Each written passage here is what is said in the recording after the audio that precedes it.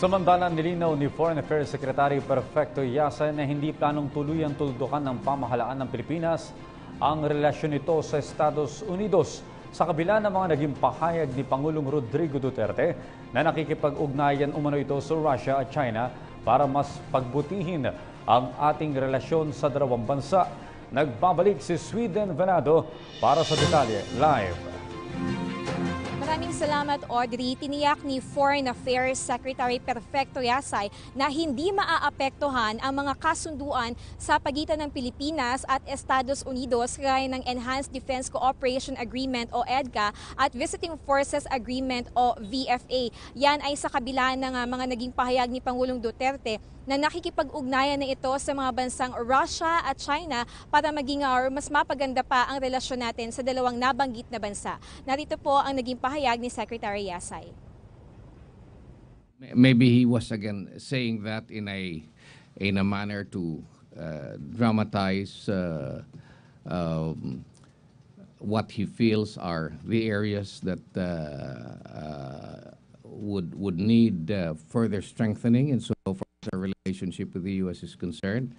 I do not think personally that he meant it in the context of veering away from our commitments with the United States, particularly with our agreements and treaty, or with respect to the close and special relations that we have with the United States.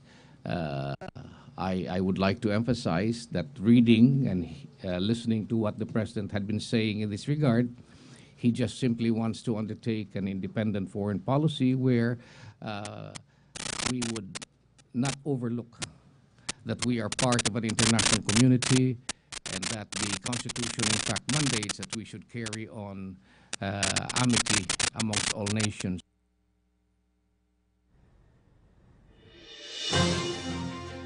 Nagiging mas bukas lamang umano si Pangulong Duterte sa mga investment mula China at Russia na pwedeng pumasok sa bansa.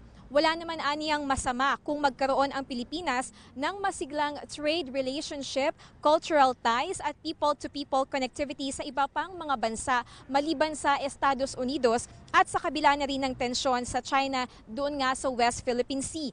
Samantala, nilinaw ni Secretary Yasay na hindi siya ang nagbukas ng issue patungkol sa West Philippine Sea nang magtungo ito sa Washington para sa isang event. Ang mga opisyal aniya ng Washington ang humingi ng klarifikasyon hinggil sa mga hakbang ng Pilipinas sa pinag-aagawang teritoryo sa West Philippine Sea.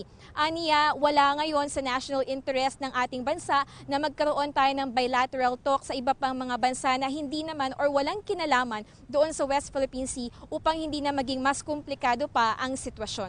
Mula rito sa Palasyo ng Malacanang para sa PTV News, Sweden Velado. Maraming salamat, Sweden Velado. Ako po si Cathy San Gabriel. Subscribe na sa PTV YouTube channel. I-click lang po ang subscribe button.